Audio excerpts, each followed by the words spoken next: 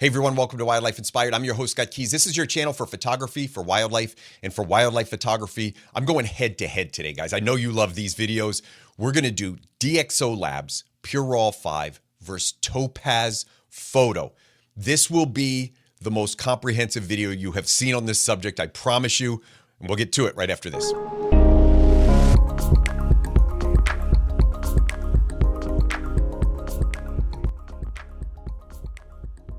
Today's video, we're going to put two powerhouse pieces of software up against each other. It's going to be DxO Pure Lab 5 versus Topaz Photo. Primarily, we're going to look at noise reduction, but this is actually going to be a pretty comprehensive review. We're going to talk about things like the workflow and how they differ, how the price structures differ, the results, are they similar or different? Probably what most people care about, honestly, is the results. You're going to be surprised in this video because that's not where I'm going to spend all of my time. There's more difference than just how good they are. And spoiler alert, they're both really, really good at what they do.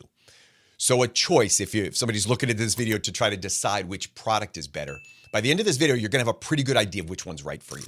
But it's not fair to say one is better than the other. They are just very different in certain ways. At the end of this, we'll talk about that and who each of these pieces of software is going to be for. And then at the end, I'm going to do one of those fun comparison charts that I like to do. Hey, if you know me as the practical wildlife photographer, you know I do a ton of comparisons. And in this video, we're going to have a lot of comparisons.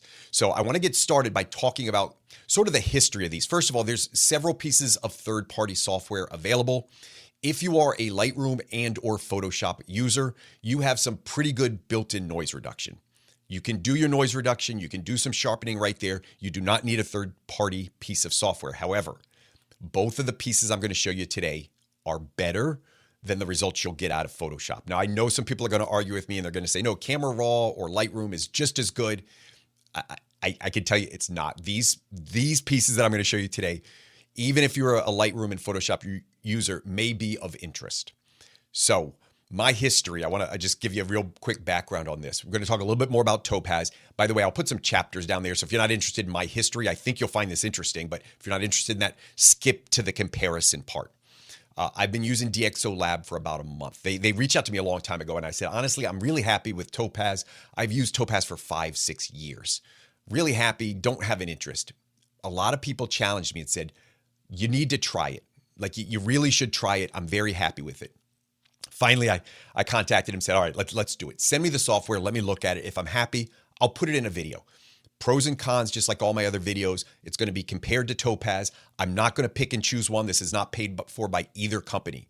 I am an affiliate of both. An affiliate just means that if I put a video out and you shop through links that I put down there, there is a small commission involved. I'm extremely transparent with everything I do. You don't pay anything extra. But if I can endorse a product, I'm happy to do it. I'm happy to tell you it's a good product.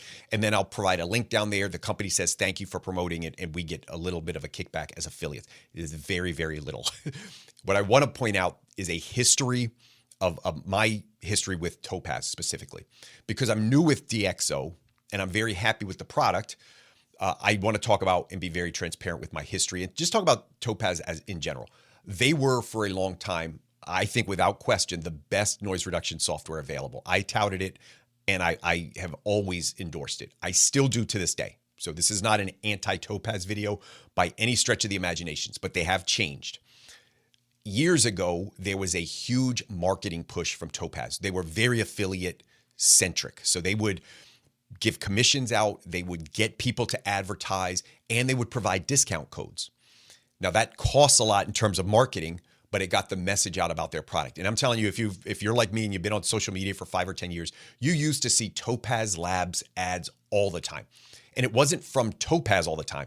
It was from people like me, people that used the product and just said, hey, this is great, buy it. There's a link down below, use the link, here's a discount code. That was a formula that they used. They have undergone some changes. By the way, I have been on the phone with them. I did a Zoom call with them years ago as a user, giving them feedback, and they asked me questions and I answered questions. A really nice company to work with. So I have no problem with them, but I'm going to be really transparent about my affiliations with people. Since then, they have reduced that affiliate program. No more discounts. So it's kind of a standard pay structure. They run sales, but they don't allow affiliates to discount it. There are still links available. So if somebody were to enjoy this video and shop a link, I would still get a small commission from it, just like I would if somebody shopped at DxO.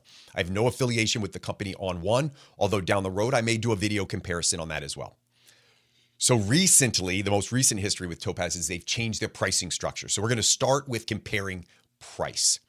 For a long time, Topaz was a standalone product that you could buy either as a suite with a one-time purchase with the option to upgrade.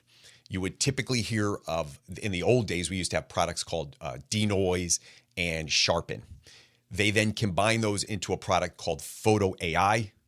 It is now just called Topaz Photo. So if I make a mistake and call it Photo AI, that's the old terminology, but now it's just called Topaz Photo. It includes a lot. I'll show you in just a second.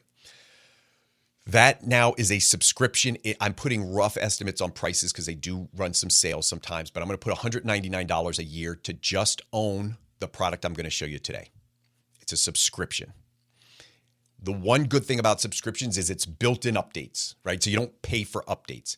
The nice thing about a standalone pricing is if you like the product and you never want to upgrade, you never want to update it, you don't have to pay for a different license. Once you own it for life. That's the model of DxO Labs. So the first primary difference is just the pay structure. $199 a year for Topaz, and I'm going to put this down there, $119.99 retail for DxO Pure Raw 5. That's the product we're going to talk about. Both companies offer suites of other products, but these are the products that are very centric for photographers. They're very oriented around noise reduction with a little bit of sharpening. I do have a discount available for DxO. It's going to be 15% off. I'll put description down there in the description of the video. I'll put a link and I'll put that discount code down there. I have no discount codes today for Topaz, but if that changes, check the description. So if you like Topaz as a product based off of what I'm going to show you, check the description.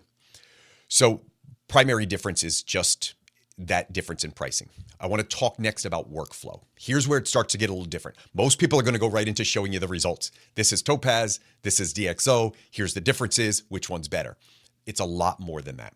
So I'm going to switch screens for this, and we're going to start with Topaz. In the bottom, there'll be some graphics. I'll try to make sure that I'm putting the graphic for the product that's up. So it'll either be the logo for DxO Labs or the logo for Topaz Photo. So this is Topaz Photo. I'm going to go into 100%, so you can see there's some options up here. But this is a raw file importer. So this is directly working with the software. I just take an image, a raw image, and I drag it onto the software, or I open the software first. It's going to pull up a screen that looks like this. It's going to go through a quick process called raw denoise. I'm going to come back and give you some stats on this. So we're going to talk about performance and computer toll, like how much work the computer has to do this. I'm going to show you that physically because that's another difference. But I just want to show you the format, the layout. It's going to pull this up. I have an option to increase this, so I'll go to 100%. And we'll look at this beautiful little pintail. Not the greatest shot. I just grabbed a random shot. Don't judge me by photography, friends. Don't say, what happened to Scott? He used to be a really good photographer. This is the format. All right. So I've got it in a raw setting. You could see up here. And now I've got some filters. I want to show you this because this is a primary difference in the ability of what these two programs do. I use these integrated into Photoshop. So in my head, I'm going to start here, but I'm eventually getting into Photoshop. They've added a lot of tools in this latest version of Topaz Photo. Dust and scratch removal. They've got focusing features, remove tools. So if there was an object or a distraction, spot healing, there's a lot of stuff in here now. The primary use of this is going to be noise reduction. And this automatically performs noise reduction when you bring the photo in. So you can see right here, it says noise reduction. This is the standard format. This is what it looks like. You would then export. And it's very important to understand. I'm importing a raw file. I have multiple options to export. I can continue to export as a raw file. If you don't know the difference between a raw file and a non-raw file, sometimes they're called like rasterized images, but if you don't understand the differences in these, it's important to understand a raw file has the most data available. It's the most editable type of format. It's also larger and it requires a different process. So not every type of program can process a raw file. Raw files truly are like data. It's just a set of numbers. When you rasterize an image, it would become another file format, often with some compression. Some have more than others. So I can export as a TIFF, a PNG, or a JPEG from here. Photo AI and DxO Labs give me the same similar options. So let me pop up what DxO Labs looks like. So I'm going to minimize this. I'm not closing it. I'm just going to minimize it. You can see when I pull open DxO Labs, I've got the image that I opened here, and I'm going to hit this little button that says process with preview. I want you to notice time real quick. Okay. It took about 5 seconds to do that. I'm going to run a time comparison in a minute. I'm going to show you the lag of time on these two and how much it takes to actually to get them running. All right, this is at 15%. I'm going to take that one to 100% also. And it's just going to take a second. You can see it updating in there. And then there's my little pintail. They look a little different, right? Like you could see there's some differences in here. They have 3 models for altering. So they have this Deep Prime 3. They're all different versions. I've played around a lot with these. They all do look a little different. I'll show you that. But I kind of settled on Deep Prime 3. It's the most recent, and this is the one I've been using. There's some sliders here. These are the only sliders available. Remember I showed you in Photo AI, or I did it, Topaz Photo, a lot of different options. They're calling this luminance, force detail, and intensity. Intensity, by the way, will only come up when you have lens sharpness optimization selected. This is a sharpening. And I'll get into the results of this in a minute, but I'm just showing you the format. So I make my 3 slider adjustment, not as many as the old one, and then I export it, and I export it again as a raw file DNG or TIFF, JPEG, or PNG. Whatever I want to export it, I export it. Then, if I want to edit in another program like Photoshop or Lightroom, I open it up again. There is one inherent difference between DxO and Photoshop. Both of them give me the ability to process the raw file. That's what I'm showing you now. This is raw file processing. Topaz has an additional function, and I'll show it to you in Photoshop in a minute, where if I'm working in Photoshop, I can start there and I can open it as a filter. I can open Topaz Photo, inside of Photoshop. I can't do that with DxO Raw. DxO Raw simply allows me to bring in a raw file, edit it, and then take it to Photoshop. Now I can take it directly there. So I can tell it just go right to Photoshop and it'll open it in Photoshop for me, or I can export it first and then bring it back in. So there is a fundamental difference in workflow there. Let's talk about process time. I will come back when I open up Photoshop. I'm going to show you that difference in workflow. Okay, so just for now, I'm just looking at the raw files. There was a couple interesting things that happened, and I'll put this down below. And I'll put the company that I'm talking about. One thing that I looked at was time of processing. So I'm going to pull this up here. I just have some notes over here because I want to give you kind of the idea of what this looked like. When I opened these files, starting with photo, it took about 6 seconds to just open the program. It took another, and these are rounded numbers because different files all process differently, about 30 seconds for it to analyze and then process the first round of noise reduction. And it does that automatically. So just to get started took me about 39 seconds, 40 seconds. If I select a filter and I change any of these functions, it's going to add time to what happens. So if I add a sharpen filter, notice over here, it's going to start running and you can actually see it happening. It's sharpening the image. Now I am going to tell you a couple things might happen here. I'm recording a video. I've got Photoshop and 2 external softwares open. My audio might glitch and you might see some frames drop. That's all from the performance. That took about another 10 seconds. Here's a big fundamental difference. This is a major difference. Every time I make a change in here, I want you to watch the update happen again. So this is a sharpen. Let's say I wanted more sharpening. Take it to 50%, hit enter. I want you to watch that preview is now, it's processing again. It's another 5 to 10 seconds.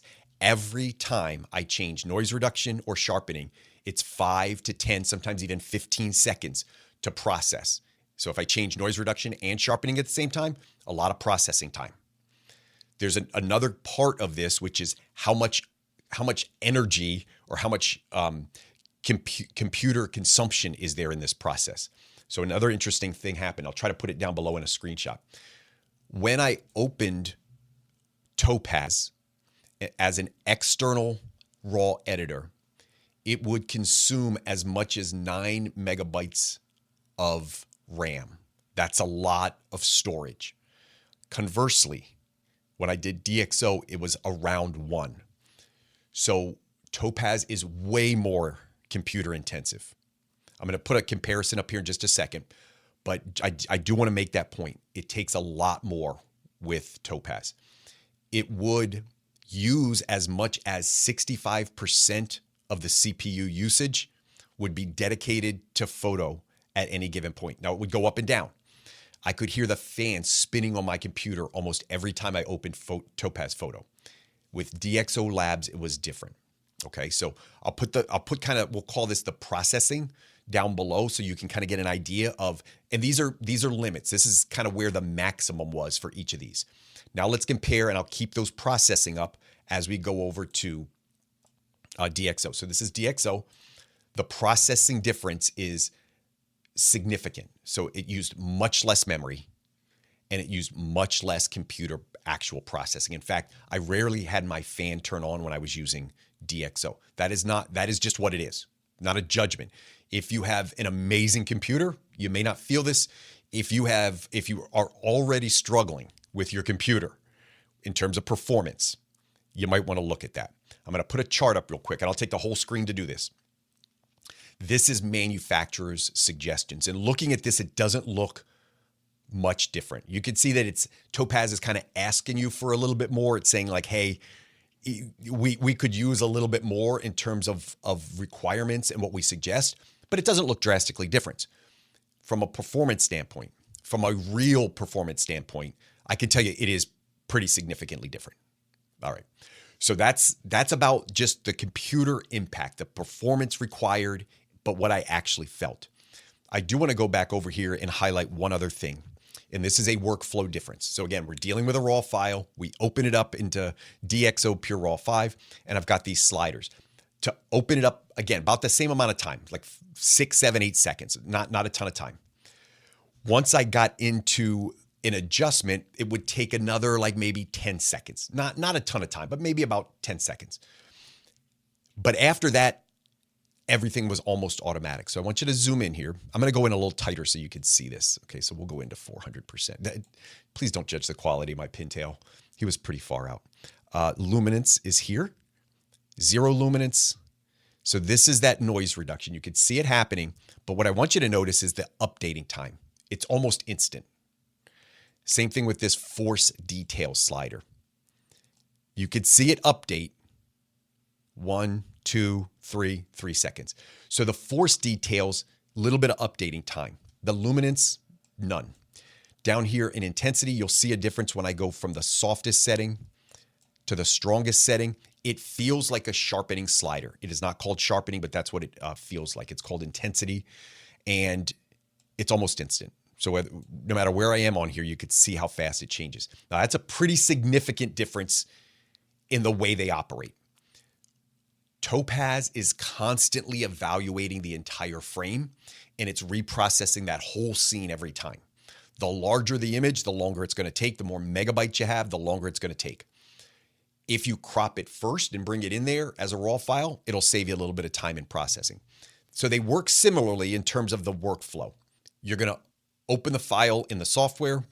You're going to process it. Here's where it gets a little different. Topaz is going to take you a lot longer, and it's going to use a lot more resources.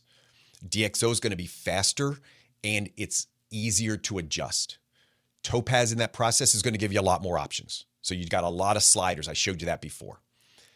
Once you make those initial adjustments, you're going to export them.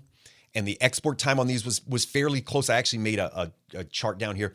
The export time that I had on a DNG file for Topaz was about 1.5 minutes. And for a TIFF, it was a little over 1 minute. And then for DxO, it was about 40 to 45 seconds. So Topaz, again, just longer. It takes more resources.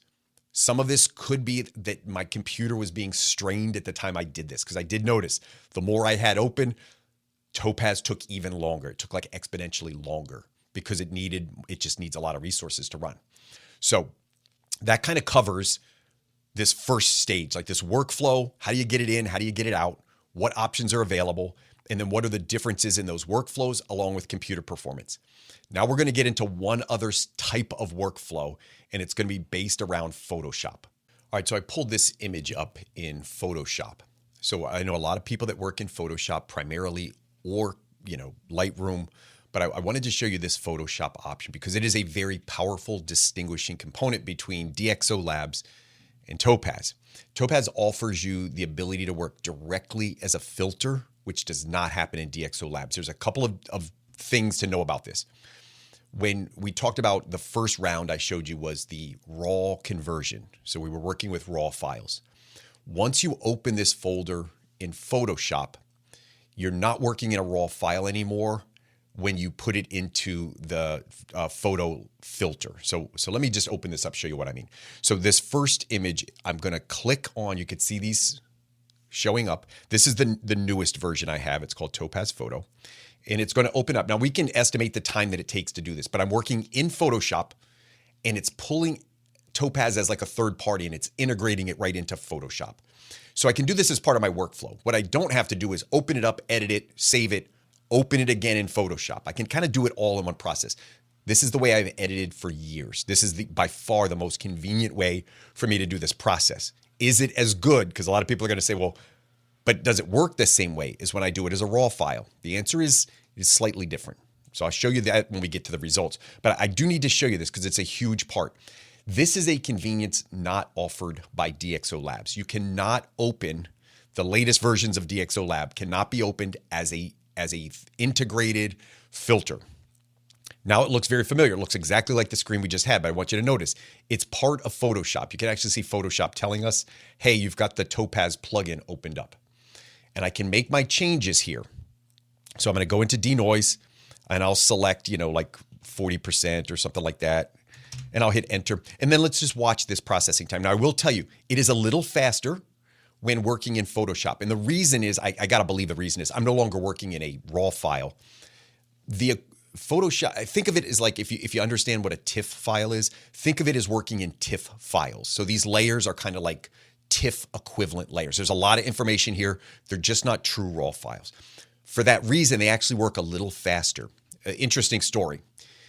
When I worked with Topaz years ago, this was about 5 years ago, their raw file processing was not as good.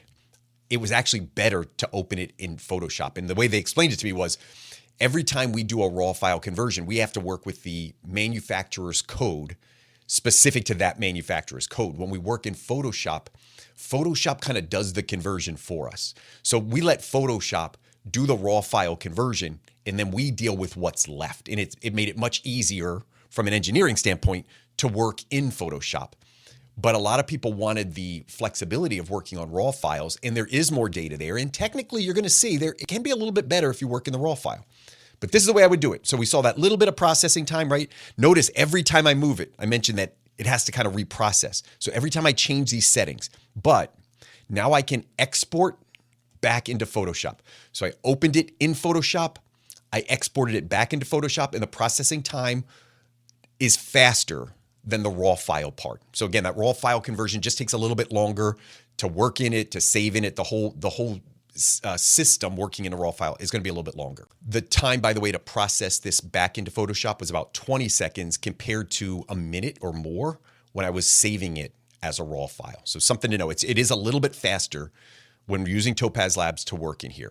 And then I have, and I'll zoom in here so we could see it, I would have in Photoshop, this is the original. I'll zoom in a little bit more so you could see it. And then in layers, I created a separate layer. This is the way I've worked for a long time. I love working in Topaz in layers so I can create an adjustment layer for that denoising and deal with it separately. For those of you that understand the power of Photoshop, I'll kind of pull this out and I think you'll be able to see it. Is you probably understand that working in layers is extremely powerful. So there's those two layers I was talking about. And that's that noise reduction layer where it says background copy. That's a separate layer in Photoshop with noise reduction on it. If I wanted to do that from the raw file, it would be a little bit more challenging from a workflow standpoint. I would actually have to open the original file in Photoshop, then open the raw file editing in either DxO or Topaz Photo. I would edit and export it and then import it back into Photoshop. So it's a more convoluted process. It's not wrong. There's not a right or wrong way. When I tell you For some people, this might make the decision for you. You might say like, nope, that's the way I want to work. I want to work in Photoshop. I want to work as a separate layer. I want the ability to quickly process it. It's going to process faster because I'm not working with the raw file, but I'm still working with a high quality image. That's the way I want to do it. That might make your decision for you because there are some differences, and that is a primary fundamental difference. So we talked about structure differences. We talked about process differences. The raw file conversion, not too much different for either one. But we did mention DxO. It's not as intensive on the computer. But now I know I'm going to get into what a lot of people really want to get into, which is, Scott, which one looks better? Like, what are the results? I got 3 images we're going to go through. I am going to tell you this as I pull up this first one. Let's actually go with this one. I did a crop on Instagram. So I cropped this image down, and I asked people top and bottom. I processed one in DxO, one in Topaz, didn't tell them which one. Which one looks better? When it was cropped but not super tight, 75% of people thought DxO looked better. What is interesting, I flipped them in the next story and I cropped them harder. So I cropped it all the way down to the eye. And then 75% of the people thought Topaz looked better. It was so much of this when it comes to sharpening. It's not about our eyes pick up on sharpening more than they pick up on noise. When noise is good, we don't really notice it. When noise is bad, we notice it. When sharpening's really good, we notice it. Like our eye picks up on things that seem super sharp. The odd thing is sometimes things that are sharp from a distance and then you get closer, I call it crunchy. They look really crunchy. They look almost artificial. So let's look at what happened with this one. This is the original image. This first image is going to be Topaz. You're not going to be able to tell much of a difference here. And then this is going to be DxO Labs. You noticed some change in the camera profile. What I mean by this is DxO Labs applies a camera profile that will eliminate, if you tell it to, it'll eliminate vignetting. That's built in. So you could see the middle doesn't, it looks like the whole thing got brighter. It didn't. It removed the vignetting on the outside, so it appeared to brighten up the whole image. It did not brighten the actual bird. You'll see that when I zoom in. All right, let's go in a little bit closer now. Okay, so here's the original image with noise. I think the noise value on this was ISO, I think it was 1600 to 3200. That's the range of ISO.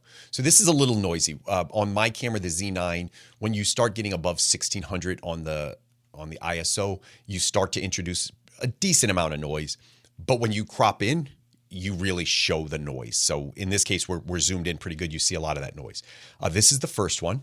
So this is going to be photo. So that's Topaz photo. And then this is going to be that DxO. I will tell you this. If we just looked at this, and I'm going to go ahead and put them in a bigger screen. Okay, so I'm going to put them full screen side by side. And I'm going to take up as much of the resolution of this video as I can. All right, so I'm going to crop these. Watch this full screen. So put on your computer full screen. This is 2K. So each of these images is going to be like about a little over 1,000 pixels wide. But I'm going to crop it in tight. Which one looks better? For some of you, you're going to think DxO looks better. For some of you, I promise you, you're going to think Topaz looks better. This is very consistent with my findings. Both of them are really good. Neither one is better in terms of results. People are going to argue this. You can argue this all day long with somebody. I have another comparison with Photoshop in a minute, so just bear with me. I'm going to put on a filter. Now, a lot of people say when I do this kind of like editing stuff like, Scott, what are the filters? Don't ask me what the filter is. I run a Patreon site. Unfortunately, I have to do extra work. As a professional photographer, Patreon is a paid subscription site. There's a ton of value in there. That's where I do my editing. So if you want to learn how to edit, go over to Patreon. I'll teach you all of this stuff. But I'm going to put a filter on here that shows noise a little bit better. So there's the original. That's the Topaz noise. That's the DxO noise. Again, my goal is not for it to be gone. It's to minimize it so it's not a distraction. There's nothing to me that is great about just a completely gloss-free, noise-free image. A little bit of noise isn't going to kill anybody. So this is the Topaz again, and that's the DxO. The noise patterns are both very, very good. They're both acceptable, and if you look in close, I'm telling you, there's not that much of a difference. Where you might notice a difference is around this eye, and this is why some people thought with the Topaz image it looked better, because Topaz actually sharpens that a little bit better. In that process, it can also artifact a little bit more. So if you've ever used Topaz, you may know what I'm talking about, but if you zoom in on Topaz processed images, they can have a little bit of artifacting. All right, let's get into the next one. I got 3 examples for you today. This is a hooded merganser, and we're going to do the same type of test. I'll run through it, and I'll put the formatting below me so you can follow along. Zoom in. We're going to go, we'll even go, let's just get in here. Let's go like 150%. So now you get to see all the problems. There's a hooded merganser. That's the original. That's Photoshop's noise reduction. Did a good job. It softens it. It doesn't have the ability to sharpen and denoise in the same process as well. I'm not saying it doesn't work. This is a Topaz version. That was the best I could get out of Topaz. And then here's the 3. And again, I'll put it down below so you can tell which one we're on. That's pure raw. That's pure raw. This one looked pretty good. That sharpened up. You saw it like snap to sharpen. Pretty good. And that's another version. Some of the sharper ones looked a little more processed. It really, again, it's personal preference. Some people like that sharp look. Some people say it looks over processed. I'm going to run back one more time. This time I'm going to go ahead and put that adjustment on so we can really look at noise instead of sharpening. But let's just look at the noise performance. That's the Photoshop noise. And I'll actually zoom this up a little bit so we can see it. There we go. Topaz noise reduction, DxO noise reduction, DxO noise reduction, and DxO. Different versions. So you saw, depending on which version I used of DxO, and there's a lot of sliders in there, I wanted to show you a couple options. I wanted to show you one that was really smooth and one that had a little bit of noise in case that's your preference. I don't want to give you the impression that there's only one output. I tried to get the outputs that look best to me. Could do 2-hour videos on this stuff and do 100 comparisons. But I do have one more comparison, and this is, I think, going to be a pretty good one. So let's pop this last comparison up. Okay, so this last example is a duck that I took recently. It's shot at ISO 3200 and it's underexposed.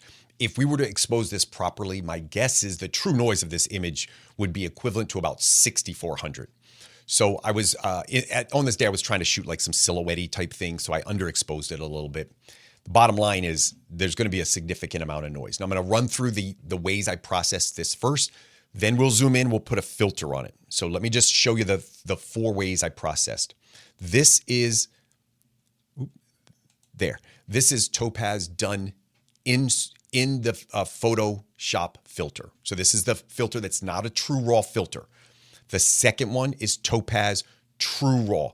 I do not know why that adjusted that, but it's probably compensating for a lens correction. So some softwares, DxO does it too. It compensates for lens correction. So it may like kind of barrel it a little bit or pinch it a little bit. This is DxO. I did 2 versions of DxO, and then I added a final version here. And in that version of DxO, it looked like, you see that difference in lighting? It's interesting. I think that's that vignetting control. I may have accidentally turned it off. So don't worry about that too much. We're going to look at really the noise performance. So I'm going to zoom in for this one.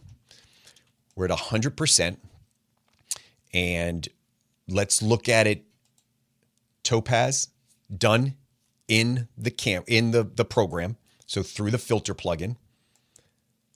Raw Topaz. Raw DxO. And another version of Raw DxO. That second version had more of the denoising applied. Since it's hard to see, I'm going to move this down. We're going to get a good section of noise up here, and I'm going to put this photo filter on. Now, this is the original. We'll do it one more time. That is done in Topaz. You are seeing everything. So every flaw of an image is going to be evident here. I'll even go into 150 or so percent. And you're going to be able to see it. You can't see all this with your naked eye. Oh, hold on. Figures I'm recording the video and my fingers don't work. All right, there we go.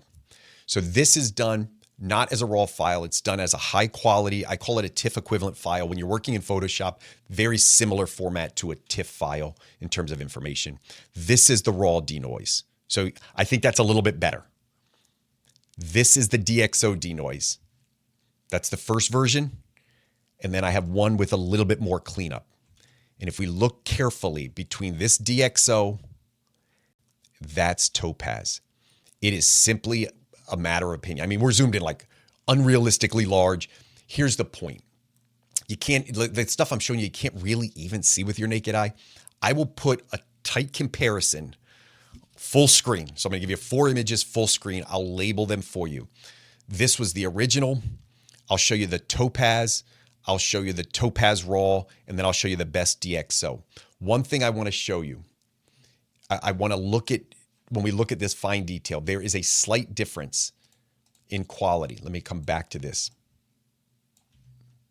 There's a slight difference in quality when we look at these transitions. So these are like gradients, and this is where you typically see pixelation in an image. The first Topaz, when I processed it in Photoshop, by the way, this is how I edit. I like the convenience of it. I think you get a little bit better quality, but I honestly, like, it's so convenient for me, I accept it.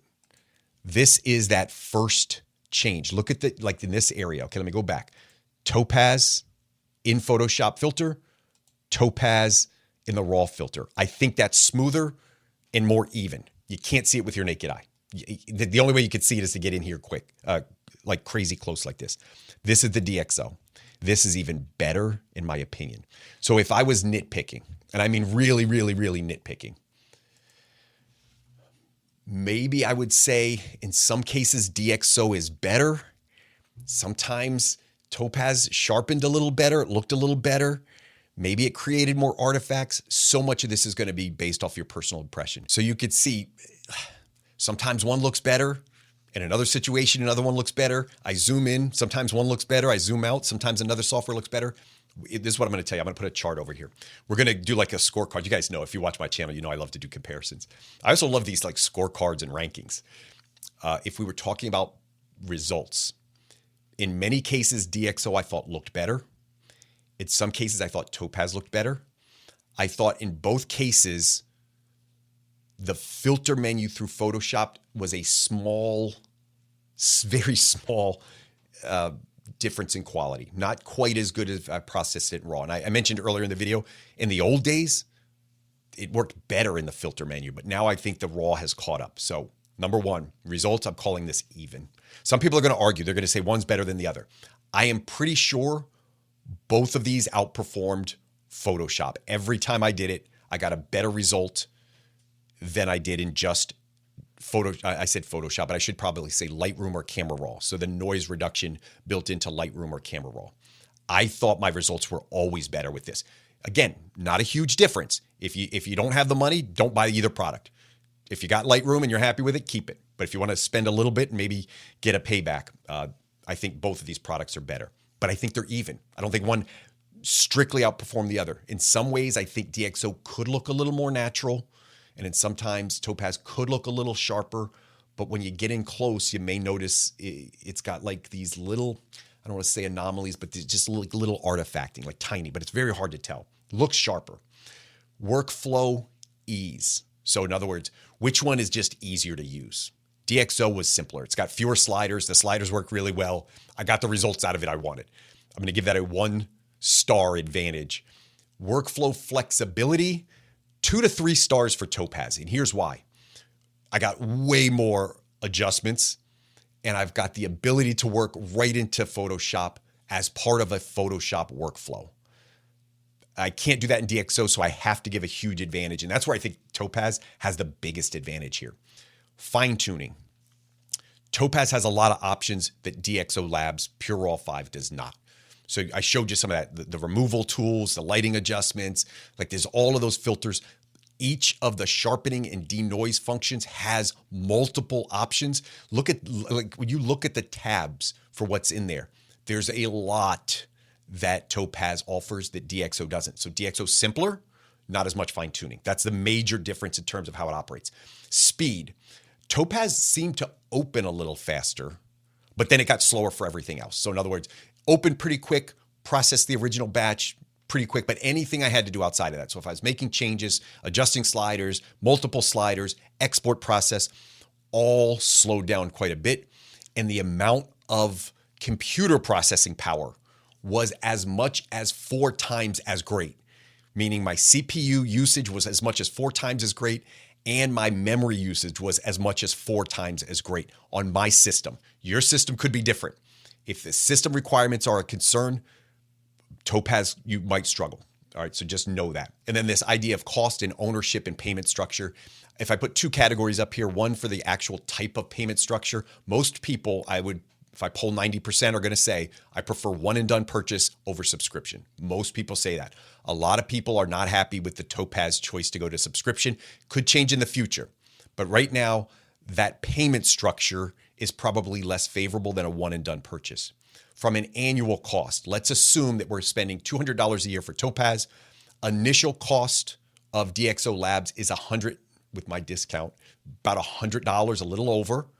And then to upgrade every year, if we assume you're doing one upgrade a year, and you don't have to, maybe it's another $70. So on average, the cost of ownership is probably, the longer you have it, the cheaper it's going to get. Maybe the average cost is around $100 a year to own. And then if you own it for 5 years, it keeps going down because you don't have to do the updates as often. The updates are a little cheaper. So maybe it's like $70, $80, $85 versus a constant subscription for Topaz, which is going to be around $200. Topaz offers sales. So check with them first, because if it's strictly a financial decision, they may have a sale going on, and they offer a studio suite bundle that gives you video, gigapixels, and photo. It's not a bad price. It's about $37 a month, I think, on that one. Check the description down below for the pricing. But if you do video, it's got some really powerful video editing software. So Topaz has other suites available and other packages, but check that out. So pretty comprehensive. That's my scorecard right there. I'll pull it up again. That's the scorecard. If you've used these, I am super curious what you think. Some of you are going to be convinced that you can just do it in Photoshop or Lightroom, in Camera Raw. Maybe you can, and that's fine. I don't think it's as good, but you could argue with me down in the comments. Did I miss anything? Do you appreciate these reviews a little bit more in detail? Is there another software product you're curious about? I'm happy to compare this with On One. So if anybody wants that comparison, there are a couple other photo editing suites out there. Luminar is an example of one that's out there. It's more of a comprehensive editing tool. Today, I was really focused on noise reduction. So it's kind of the crux of this was noise reduction. We talked a little bit about sharpening and some other things in there, but the crux was noise reduction. And I hopefully you saw the difference. And hopefully these kind of comparisons, these direct comparisons are helpful to you. Again, let me know down in the comments. If you're not subscribed to the channel, got a lot of playlists out there, including some of these software reviews, hardware reviews. I do a lot of opinion pieces as well. So check out my playlist. Make sure you're subscribed to the channel. Hit the bell for notifications. Hit that like button. That'll push the content out to other individuals with the same interests. And as always, I hope we can continue to find inspiration in wildlife together.